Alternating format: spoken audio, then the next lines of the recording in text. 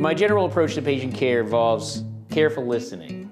What I really want to do is ascertain, why has a patient come to see me today? Why is this patient seeking surgical care?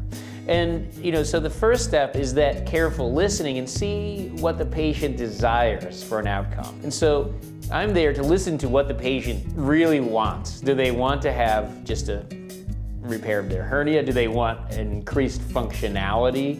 Do they want to be pain-free?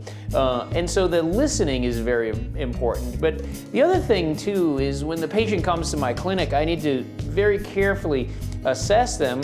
Are they going to tolerate an operation and survive an operation? And are they going to be benefited from having this operation? So part of that is that careful assessment, head-to-toe assessment about, is this patient going to do well in the post-operative period and after I operate on them? I'm really focused on capabilities and functionality.